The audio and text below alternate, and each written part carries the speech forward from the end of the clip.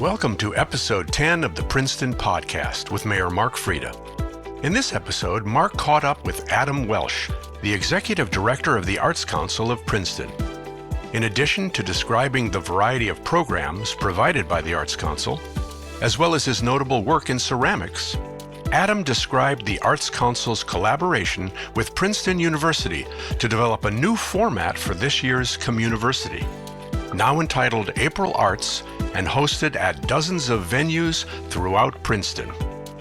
This is an artfully informative episode, so without any further introduction, let's join our host, Mark Freda, and his guest, Adam Welch, for episode 10 of the Princeton Podcast. Adam, thanks for joining us today. Thank you very much for having me, Mark. Mayor Mark Freda. Sorry. All good. Adam, why don't we start off with, could you tell our listeners what it is that the Arts Council of Princeton, what do they do? Okay, thank you very much. Well, the Arts Council of Princeton has a long and glorious history of really building community through the arts. And what I mean by that is, we get out into the community and promote artists, whether it be amateur, professional artists. We serve as a venue for people to display their work, to sell their work. We have a great exhibition space, the Taplin Gallery, where we host roughly about 8 exhibitions per year. And we have 2 other gallery spaces where we also exhibit work. And so these are designed largely for Princeton and New Jersey-based artists so that we really can showcase, quote unquote, the local. And then, of course, our exhibitions. Of course, our classes as well. So we host hundreds of classes throughout the year. And really, ceramics is really big here. And that's, of course, my focus. And then we have great painting, drawing. We've even offering fly tying classes as of late. DJing and flamenco. We just cover the full breadth of the arts. And then in addition to the classes, we have a public art initiative, which has really blossomed since COVID, even though it predates COVID, with Einstein's Brain down Witherspoon Street, out in front of Avalon. And then, of course, the mural across the way, Continuum, that's on the Terramomo Bread Company. We've done a couple more murals in town, Spring Street, which is a rotating mural. So every few months, we paint up a new mural there. And that started during COVID, really as an opportunity to let the community know we're out there, we're creating, and we'll be okay. Stronger Together was, the first edition of that mural. And then sort of playing on that, and as a result of that, we've done a couple murals down at the Princeton Shopping Center. And so public art's becoming, more of our public-facing activities. And then the soul of what the Arts Council does and has done for a long time, almost as long as I've been alive, but for a very long time, is our outreach programs. Our relationship with Homefront, a program called Arts Exchange, started just about 30 years ago. And is really a great program that brings teens in transitional housing up from Homefront, up to our studios to have a meal, make some art, get some homework help, and get out and have a great time. And that's a really strong program that Ann Reeves and team started, I think it was, as I mentioned, about 27 years ago. And then we have our Artreach program that happens with the Princeton Young Achievers, which is started as a school district program, and I believe it was 1993 through Princeton, and then was taken over by the YMCA. And so we do a similar project there where we, 1 day a week, we provide an art experience for those kids through that program. And then we have Eden Autism, a program for neuroatypical adults, and various creative aging programs that we do through some of our elder care centers around the area. So in a nutshell, right, in a succinct nutshell, which is what I'm known for, my brevity, the Arts Council really is just, it's out there. It's not just our building, although I love our building, and it's really a nice anchor here on the corner of Witherspoon and Paul Robeson Place and Green Street. It's it's also a place where we get out and we do all these public facing and cultural events. And I'm sure your audience here is experienced many of them, whether it be the Day of the Dead festivities, which just recently happened, and that's growing and just an amazing experience. And then we have formerly Communiversity, pre-pandemic. As well as, we have done Bollywood events in the past, and we have our Sauce for the Goose. And very recently, thanks to the municipality, we have a Winter Village that just experienced its second iteration in December, where we showcase local arts and crafts makers to, set up shop in Heinz Plaza and sell their work. So building community through the arts, Mayor. There you go. You guys are doing a lot. You're everywhere. But hey, so Adam, how long have you been director now at the Arts Council of Princeton? Not surprisingly, not that long. I started in September of 2020, so just about what would it be 6 months into the first edition of COVID, and it was we were back in session when I began, and we've been experimenting and, everybody's favorite word, pivoting, and just sort of making it happen ever since. So it's been just over a year, about a year and a half now. And, I got to say, it's for as difficult time as it has been for this country and for the world, it's really been an amazing opportunity for me. And, the community, mayor, council, the Princeton Merchants Association, the businesses have been so supportive of my time here, and really just reached out, across the internet, and sometimes reached out across the street, and just has really opened things up for me in the town and the university too. Princeton University has just really been great and supportive. And though I've been teaching at the university for 11 years, a lot of people don't know that. I've really made some great friends, who I consider friends at the university, who I never ran across in all those years I've been teaching there. So it's been pretty fantastic. It's interesting that you mentioned the teaching at the university, because I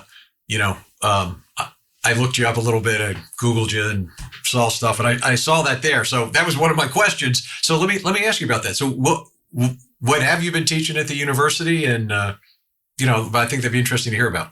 Great. So I started, so to take it back a minute, right? So I moved from Brooklyn with my wife and our first child to Hightstown, New Jersey. And when I was there, one of my neighbors was like, "Oh, I saw a job posted on the Princeton website," because that person was, constantly looking at the university website for employment. And I was like, okay, yeah, ceramics at the university. Yeah, I'll give it a shot. And I sent in an application and got a call back almost immediately to teach ceramic sculpture. And then Chair Joe Scanlon hired me. And I've been there ever since. So one time a year. So it's, I'm a lecturer there, and they offer ceramics once a year, and it's typically in the fall. So I just completed my semester, and it meets 1 day a week. And we teach, even though I teach ceramic sculpture in theory, really my focus is everyday clay. The idea that clay is everywhere and is in all things. From the most intimate experiences we have, from, the sink, the ceramic mug, bathroom, bathtub, you name it. And ceramics is a part of our life. Cosmetics, even medicine. So there's just so many. I mean, the shields, the tiles on the that coat the space shuttle are made with ceramics. So there's gazillions of opportunities to experience clay and ceramics in our lives. And what I do in this class, even though it's designed around art, the idea is art is everywhere and everyone's an artist, to quote Boyce.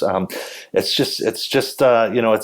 great to be able to get in the class and just really to talk to the students about we talk about daily stuff, and I think that's I think that's something that gets lost in all of our theoretical explorations of the universe and of the mind. Sometimes we miss the little things like these, basic conversations like we're having here.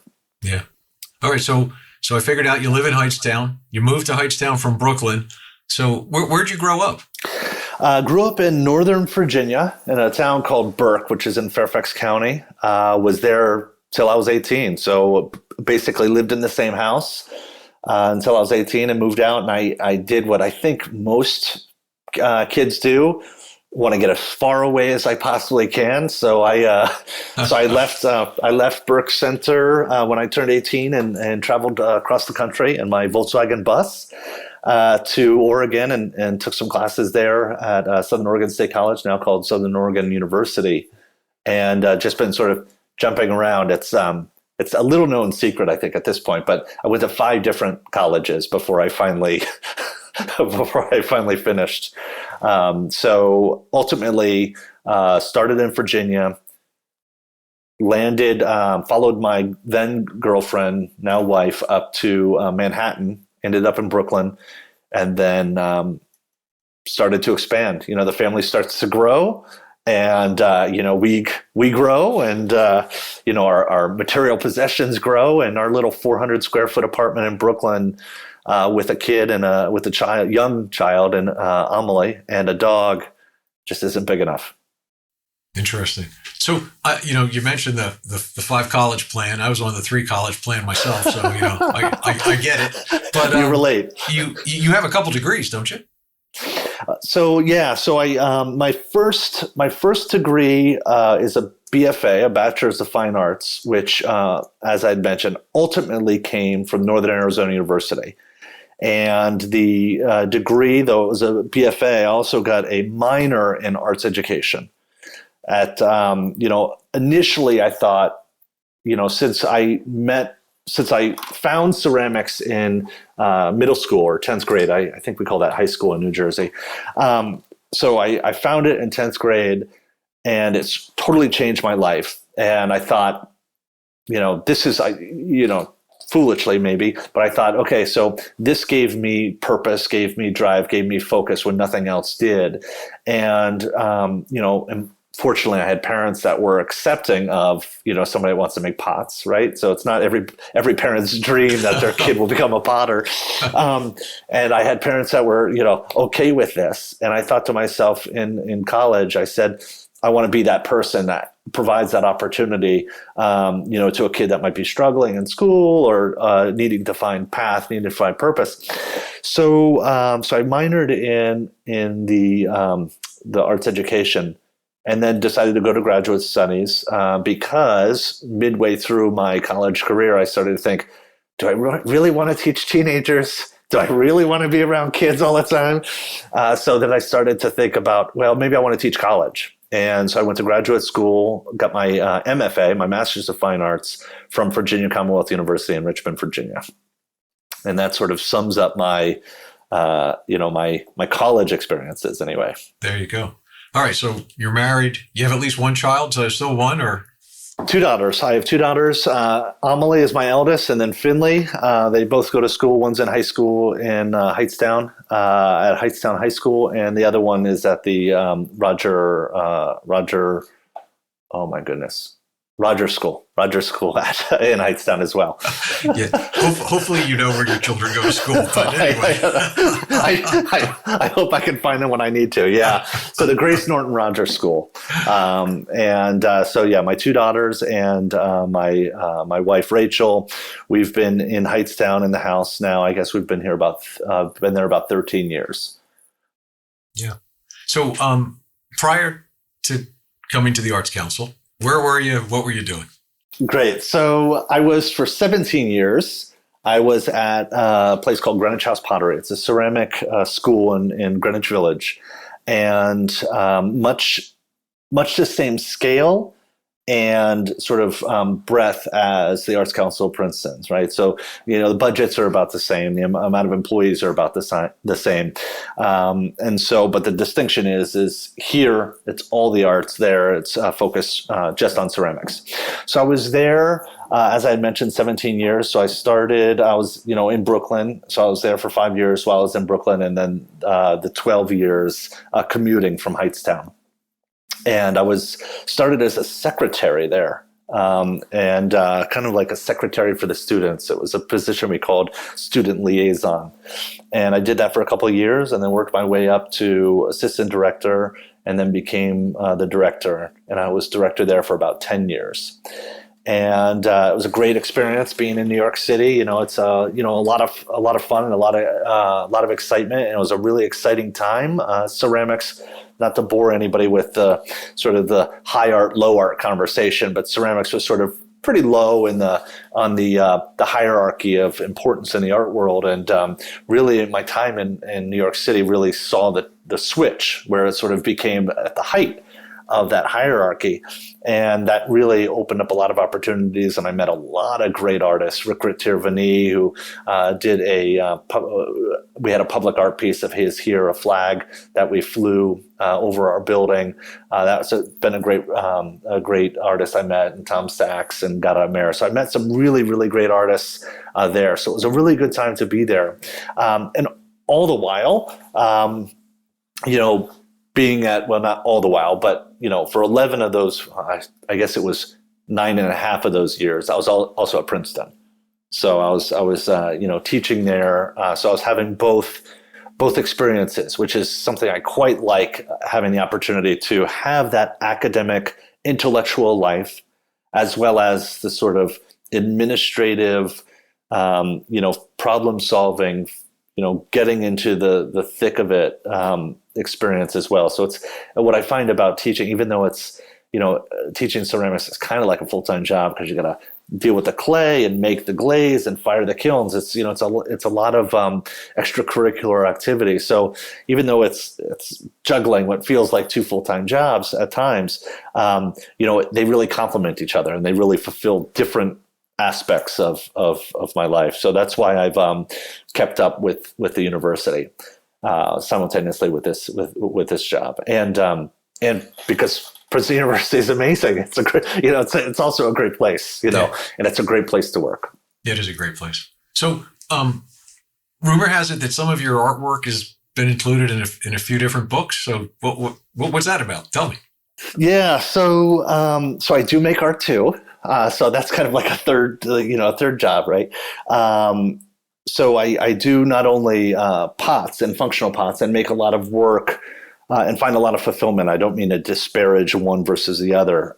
So I find a lot of fulfillment in making work and really doing that work for donations, right? So I make the beer steins for the pop-up beer garden that you supported and attended here, and for the May Day Bowl project that we do. So I produce a lot of work that I can then donate, and it finds a home in the world. So there's something really fulfilling about that. And then I also have a sculptural practice where I make. I've been making bricks. I've been making bricks for almost the last 20 years. And I exhibit those bricks in museums or gallery exhibitions. And so the idea is, you either get invited or you apply, and or you have a curator that selects your work. And it might be around a particular theme, and it you put it on display. It's generally up for about a month or so. And, it's around some sort of theme or around a group of artists that might have sort of some commonality. And besides exhibiting it at some really great museums, I've also exhibited twice at the Arts Council before I began here. And that was really my introduction to the Arts Council. So really, the books, the reproduction of my work in books sometimes has to do with those exhibitions, whether it be a book that the exhibitions that the museums might want to make as a catalog for it. And I've also been included in a couple books that are sort of like surveys of the field. Like, well, here's what's going on right now, and a smattering of artists, sort of scattershot of various artists doing various things, and then just been in a couple of collections, and really a lot of that has to do with if one writer writes about your work and they see that, then you get invited to this, then you get invited to that. So it sort of, it sort of spirals that way. And I do a lot of art criticism. So I do a lot of writing myself, or I did a lot of writing myself. I haven't been doing quite as much these days. And so when you write articles, and, that's another way that, people see you and start to get interested in ideas. And that's what I love about writing is just like the pairing of teaching versus the arts administration, the making versus writing and thinking about arts, right? So it puts my mind in a different place where I can, think about ideas and what other people are doing, and try to really understand and tease out what it is I think people are trying to accomplish. And maybe that helps me understanding a little better what I'm doing as well. So yeah, the books are, about sculpture and about ceramics, and it's great. It feels, it feels really rewarding and affirming when you get reprinted in a book or a magazine, especially because until recently I didn't sell much of my. Not many people out there buying bricks. Well, if I find people that need artistically done bricks, let me tell you, Great. I'm telling them about you. Great, fantastic. Let me ask you about an event that's been really big in the community for a long time, and I think is going to be changing up in the near future. But what is going to happen with Communiversity in 2022? Great. That's a really good question, and it's been on a lot of people's minds. We get a lot of inquiries about what's happening with Communiversity.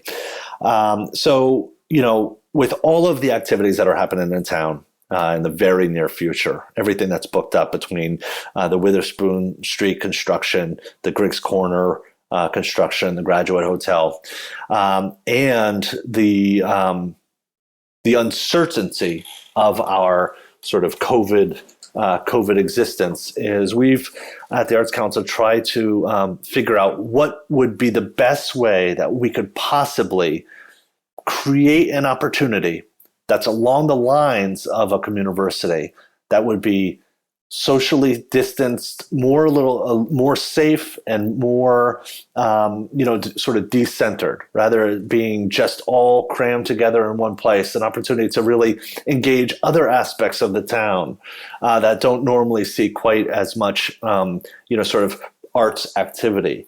So the idea here that we came up with is April Arts. And what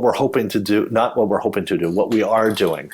And really, I should mention, even though we've had great conversations with council and mayor about these activities, really, it was the university and, the Office of Community and Regional Affairs and Kristen Applegate there and Melissa have just been so supportive, and, seeing the loss of what a large-scale community arts event meant to the community. And as Mayor, you well know, the university has been a part of Communiversity since before it even had the name Communiversity. It started as the Art People Party, and then slowly in the 80s transitioned to Art People Party, a Communiversity event, and then I think it was 87, it took over the name entirely as Communiversity. So the university has been a big part of that experience, and a lot of people talk about sort of a town and gown relationship. And so it was really the university that gave us license to really think about how can we reimagine a safe and equally building community. And we've come up with this April Arts, and it's going to have a month-long activity, month-long experiences.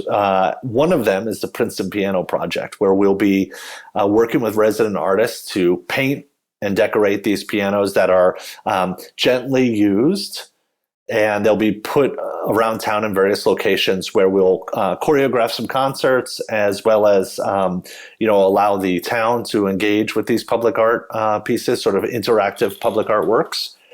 And they'll be up for the month.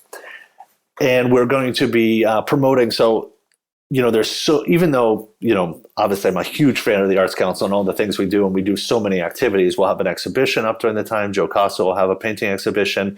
We'll be sort of highlighting the Paul Robeson birthday, April 9th. It'll be the 124th year, so the year before the big one. And then various other activities, our open mic, cafe improv, all these various things that we normally do. But we're also going to be promoting as best we can all of the other activities in town. So it'll be just a big whole celebration for the month. Bainbridge House has exhibitions. The Princeton University's new art on Hullfish Street and Palmer Square there that just recently opened. So we'll really be promoting and pushing all of these other activities. Morven, of course, will have an exhibition up as well. And then it's going to culminate, and this is exciting. It's going to culminate with Princeton Porch Fest. And that's going to be going to that decentralized aspect. That will be concerts set up on porches around town. So we're going to, we're selecting now. We're selecting volunteers, people who are volunteering the porches. David from Council threw his name into the ring during the meeting. So these concerts will be basically five different bands. They'll play 40-minute sets. From 1 to 6 on that Sunday, the day that would traditionally be held for a Communiversity. And these concerts will be throughout Princeton in various locations, clustered so that you can walk in between. So there will be 3 or so venues in one particular neighborhood area so that you can walk safely, right? What we're hoping is people get out and walk, ride their bikes. It's really designed to engage, all of the residents here, and that will be taking place. It'll kick off at noon here at the Arts Council with the first concert, and then disbanding and going off to various locations. And the idea that we're sort of the subtext here is come for lunch, stay for the music, stay for dinner, right? And one of the things about Communiversity too is, right, the density of people that come to that town, it's just not being, a safe way to approach things right now. It's also a little bit more difficult for the restaurants and some of the businesses to be featured because so many people are here. And so this is an opportunity really for, we feel it's an opportunity to really bring people to town and say, don't forget to go here. Don't forget to go here, and really shop and support all of these businesses that have been supporting us for so long. And, really, I'm new here, but I'm been here long enough to know that all of these businesses in town and all of the residents in town have just, lifted up the Arts Council for over 50 years, 1967, September 28th, 1967. So, it's really multiple generations of Princetonians that, have lifted us up. So we hope that this is an opportunity to give back in a way and to also lift up all the residents. So that's it.